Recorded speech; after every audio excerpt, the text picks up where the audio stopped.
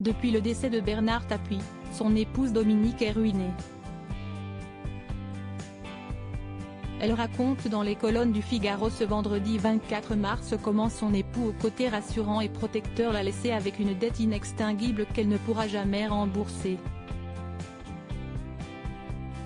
Aujourd'hui, Dominique Tapie vit grâce aux aides de ses amis, et notamment celle d'un homme politique, l'ancien ministre, Jean-Louis Borloo.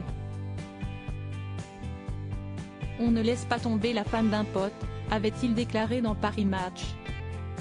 « Je ne vous cache pas que quand je me suis retrouvée, à sa mort, dans une situation vraiment dramatique, sans un sou, tous les comptes bloqués et contrainte de quitter la rue des Saints-Pères, je n'ai pas compris, comment m'avait-il laissé dans cette situation ? Je lui en ai voulu », a reconnu Dominique Tapie dans le Figaro. La septuagénaire s'est également confiée dans un livre paru ce mercredi 22 mars dernier et écrit par Catherine Siguret, Bernard. La fureur de vivre, édition de l'Observatoire, qui retrace la vie de l'ancien patron de l'OM. Dedans, elle raconte aussi ses gros défauts mais aussi ses très belles qualités. C'était un bel humain, un bon père, un bon fils, un bon mari.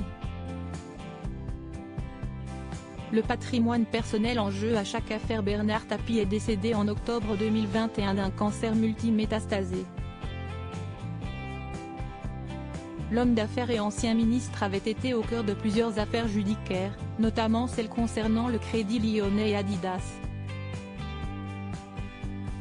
À chaque société qu'il reprenait, il remettait son patrimoine personnel en jeu.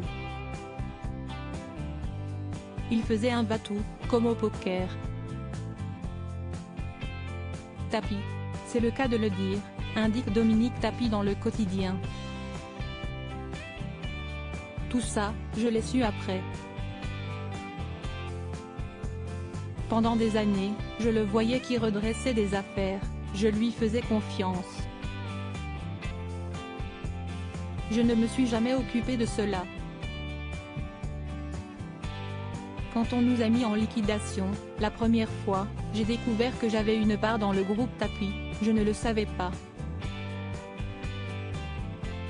Article écrit en collaboration avec 6 médias Crédit Photo, Jacovide Santini Bestimage.